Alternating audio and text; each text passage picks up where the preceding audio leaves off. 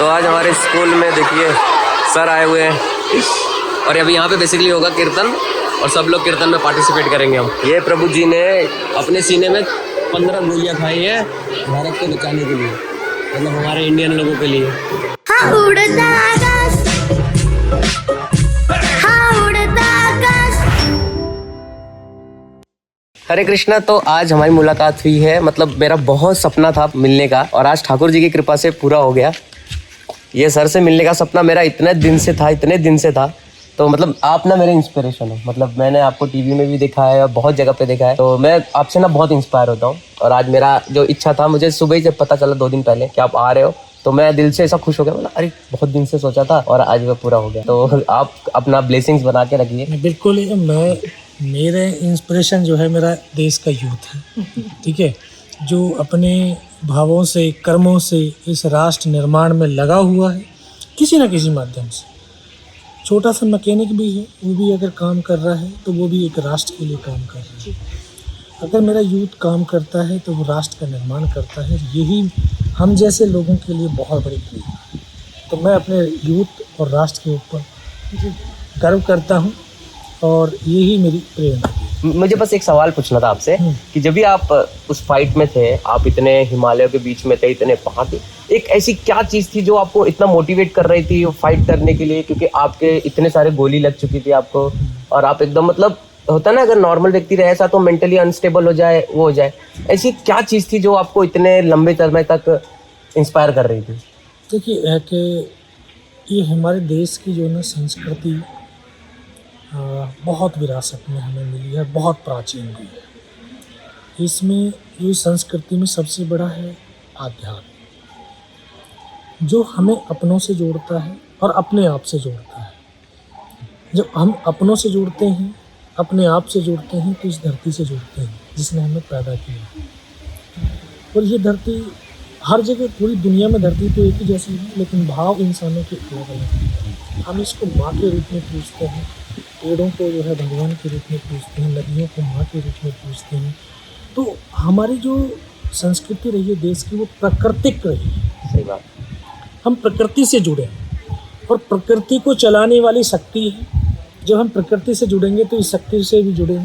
सही बात। और वो शक्ति ही हमसे वो काम कराती है, हम खुद नहीं करते। मतलब मैं ना सर से इतना इंस्पायर होता हूँ कि मैं आपको क्या बताऊँ, क्योंकि हमें जल्दी निकलना भी है और पहुँचना भी है। Thank you so much sir, thank you.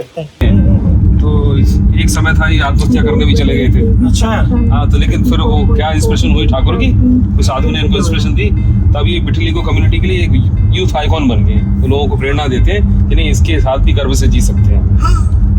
क्योंकि क्या होता है कि लोगों को लगता है कि ये एक बहुत बड़ी बीमारी है। जैसे रूरल एरियाज में लोग इसको बहुत ही छुआछूत की बीमारी समझते हैं। लोगों को लगता है कि अगर एक दूसरे को छूने से फैल जाता है। तो मैं एक छोटे से गांव से बिलोंग करता हूँ, जौनपुर से, तो वहाँ पे बहुत इस चीज़ को मानते हैं। तो मैं बहुत डिप्रेशन में आ गया था और डिप्रेशन में आने के बाद मतलब मैं सुसाइड अटेम्प्ट कर लिया था। मैं ट्रेन के पटरी पे आ गया था। तो वहीं पे मुझे एक मित्र मिले, उन्होंने मुझे भगवत गीता दी और वहीं पे मैंने पढ़ा कि मैं ये शरीर नहीं, मैं आत्मा हूँ। तो ये शरीर में कुछ भी हो तो कुछ हो नहीं सकता, मतलब हम शरीर तो है नहीं। वहाँ से मुझे एक इंस्पिरेशन मिली और मैंने सोचा कि क्यों ना मुझे इस सफ़ेद दाग के लिए कुछ करना चाहिए। तब उस समय मैंने एक छोटा सा प्रयास लिया और आज सोशल मीडिया के माध्यम से बहुत सारे लोग जुड़े हैं जिनको सफ़ेद दाग हुआ है। उस बिठली को कम्युनिटी में बहुत फेमस है। तो ये सफेद दाग खत्म हो गई? नहीं, मुझे तो अभी सफ़ेद दाग है और मैं नहीं चाहता कि ये खत्म भी हो, मतलब क्योंकि अभी अपनी पहचान है। लोग दाग वाले प्रभु के नाम से ही जानते हैं, दाग वाले भैया के नाम से। तो इससे मतलब मुझे आध्यात्मिक में, जैसे आपने कहा ना कि आध्यात्म से हम जुड़ते हैं, तो जैसे मैं भी आध्यात्मिक जीवन से जैसे ही जुड़ा तो मुझे लगा कि मेरे जीवन का कुछ उद्देश्य है। इसके पहले तो होपलेस लगता था और आपसे मुझे बहुत इंस्पिरेशन मिलती थी, क्योंकि मैं ऐसे पढ़ता था कि हाँ, क्योंकि हमने हमेशा से सुना था जिनकी हाइट बड़ी होती है वही आर्मी में जा सकते हैं। और मेरी हाइट बचपन से छोटी, क्योंकि मम्मी पापा भी छोटे छोटे, तो हमें ऐसा लगता था कभी नहीं जा पाएंगे, कभी नहीं। पर हाँ, मूवीज़ देखता था। एक बार मैंने पहले जो भी मूवी देखी, आपके बारे में सुना, बहुत लोगों के बारे में जब पढ़ता था तो मैं सोचता था कि कभी एक दिन ऐसा मौका मिले कि आप सबसे ऐसा मिल पाऊँ। पर ठाकुर जी का देखो अरेंजमेंट ऐसा हुआ कि वृंदावन में ही आपसे मिलना हो गया। हाँ बिल्कुल, ठाकुर जी ही जो है सब कुछ वो निर्धारित करते हैं। बोलते हैं ना, समय और जगह है ना जी, जीवन में बड़े इम्पोर्टेंट होते हैं। तीसरा होता व्यक्ति। सही बात है। तो किसके माध्यम से किस जगह पर किस समय पर हमारी मुलाकात होगी, सही बात ये है। सब सुनिश्चित है।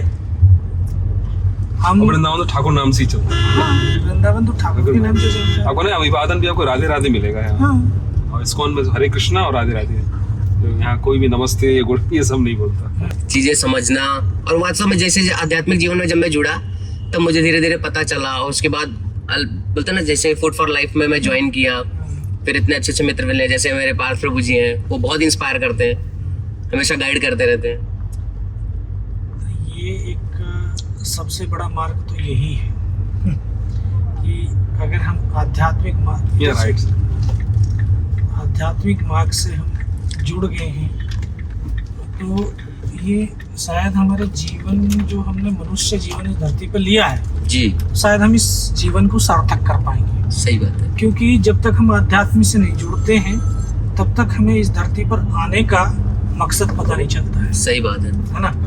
और जब हमें मकसद पता चल जाता है अध्यात्म से जुड़ने के बाद, तो रास्ते तो अपने आप बनते हुए चले जाते हैं। सही बात है। और हाँ, बहुत सारी चीजें जो है जीवन में करने लगते हैं। फिर अगर हम सोचते हैं फिर जीवन को, कभी तो शाम को बोला है मैंने तो हाँ, कितना करेंगे वो। आनंदित होता है, हाँ, हैं? हाँ। और जो आध्यात्म से नहीं जुड़ा है, छोटी छोटी परेशानियों से वो इतना हताश निराश हो जाता है, हैं? विचलित हो जाएगा तुरंत। विचलित हो जाएगा, उसको लगेगा जीवन बेकार है। लेकिन जो आध्यात्म से जुड़ा है वो हमेशा चुनौतियों से निकलने की बात करेगा, सही बात है। चुनौतियों को सामना करने की बात करेगा। वो कभी सुसाइड अटेम्प्ट या इसके बारे में बात नहीं करेगा, क्योंकि उसको मालूम है कि ये शरीर हमें दिया है किसी पर्पस के लिए। किसी पर्पज के लिए, और हम ये शरीर नहीं है, हम जीवात्मा है। सही बात है। और अगर आपने इस शरीर को नष्ट कर दिया तो ईश्वर का दिया हुआ वरदान आपने नष्ट किया। सही बात है। तो आप सोचते हो कि जो ना हमने जीवन का सब कुछ पा लिया, या हमने इसको खत्म करके नष्ट करके हमने बड़ी सुख शांति और अपने जीवन को बोला शांत कर दिया ना। नहीं, क्योंकि आपको कोई अगर चीज उधार देते हैं और आप उस चीज को गुम कर दें, तो दूसरे वाला जो उधार किया हुआ वो कभी उसको मानेगा? शरीर, हाँ ये वस्त्र है शरीर, ये तो वस्त्र है। वो तो ये कहेगा, बोला भाई जब मैंने तुझे ये चीज दिया था तो मुझे जिस काम के लिए वो चीज दिया था, जब वो तुमने वो पूरा ही नहीं करा है, तो फिर जो है किस तरह से मैं विश्वास करूं कि तुम जो ना अगले बार भी अगर कुछ आपको दिया जाएगा तो आप उसको करेंगे, आप उसको पूर्ण रूप से करेंगे। फिर दूसरी चीज एक और है, जब आध्यात्म में हम जाते हैं तो जीवन क्या है? जीवन एक श्वास है। सही बात है।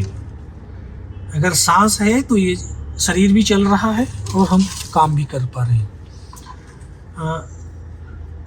सांसों को ही हम नहीं पहचान पाते हैं, कितने तरह की सांसें हैं। ये हवाएं, एक उसमें से एक प्राणवायु भी है। वो प्राणवायु ही हमारी जीवात्मा को ज्योति देती है, उसको ऊर्जा देती है, और उसी से ये शरीर चलता है ना। ट्रू। लोगों के पास आज जो भौतिकवादी है उसमें जो है जी रहे लोगों के पास, सबके पास साधन है ना, गाड़ियां हैं। गाड़ी नहीं चलती है, इंजन गाड़ी को चलाता है। हाँ? और इंजन की हम जो है ना हर 6 महीने साल में एक बार क्या सर्विसिंग पे ले जाते हैं। बिल्कुल। हाँ? ताकि गाड़ी स्मूथली चलते रहे और वो होता रहे, ताकत मिलती रहे इंजन को भी।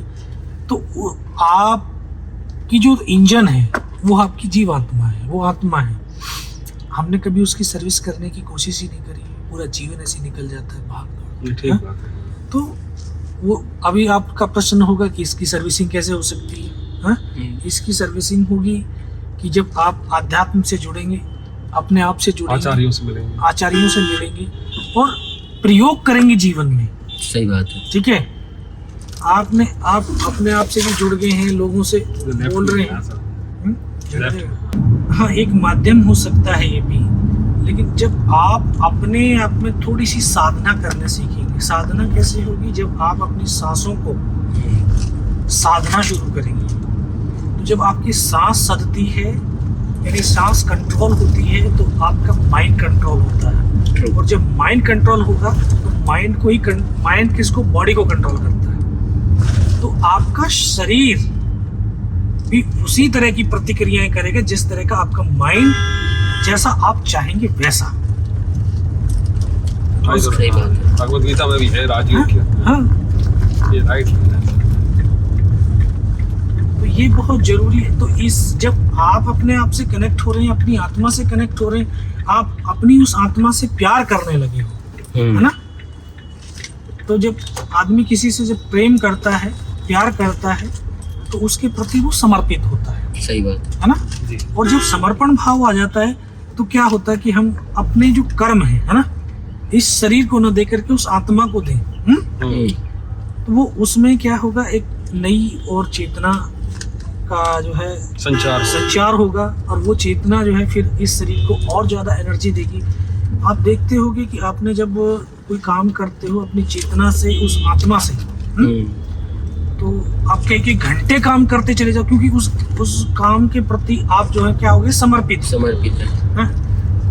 आपकी आत्मा उस काम में समाहित हो गई है, तो आपको कई घंटे काम करने के बावजूद भी थकान नहीं होती है। सही बात। क्यों नहीं होती? क्योंकि आपको माइंड को उसमें आनंद आ रहा है ना, एक हैप्पीनेस हो रही है। और जिस कार्य में हैप्पीनेस आती है उस कार्य में कभी थकावट नहीं। सही बात है। और जिस कार्य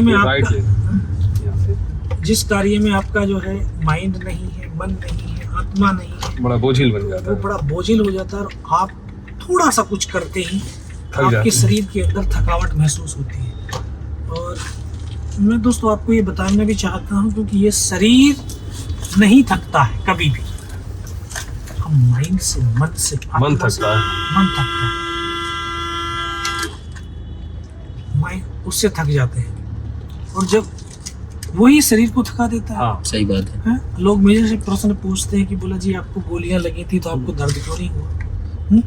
तो दर्द तो मन से ही तो होगा। ठीक बात है, स्नायु तो मन से ही जुड़ा हुआ है ना। हाँ, और जब आप इस मन को कर्म में निहित कर दोगे तो मन तो शरीर के साथ नहीं है, तो शरीर में तो कोई पीड़ा होती नहीं है। अगर शरीर में पीड़ा होती तो शायद कोई भी मृतक शरीर का पोस्टमार्टम नहीं करता। ठीक बात है। तो ये मन को उस कर्म में निहित करो, और उस कर्म को आत्मा से जो है जीना शुरू करो। तो जितने हम कर्मों को आत्माओं से जीते जाएंगे, उतनी ही हमारी आत्मा के अंदर एनर्जी बढ़ती हुई चली जाएगी। वही हमारा जो है क्या है कि ओवरहालिंग कहते हैं जिसको, इंजन की सर्विसिंग, वही सर्विसिंग। नहीं, मैंने वो सर मुझे बचपन में याद है, ये परमवीर चक्र नाम की सीरियल आता था दूरदर्शन पे, तो उसमें मैंने देखा, वो नाम भूल गया, वो महावीर का, परमवीर चक्र में। तो वो उनको लड़ रहे थे जो पाकिस्तान में, जो 1965 की लड़ाई, तो गोलियां लगी उनको। उनको एहसास ही 36 घंटे बाद, 36 घंटे बाद तब उन्हें एहसास हो रहा है मुझे तो गोली लगी। 36 घंटे गोलियां शरीर में लेके वो लड़ते रहे। आज का पूरा दिन मतलब सर के साथ में इतना बढ़िया बीता, मतलब मुझे मजा आ गया।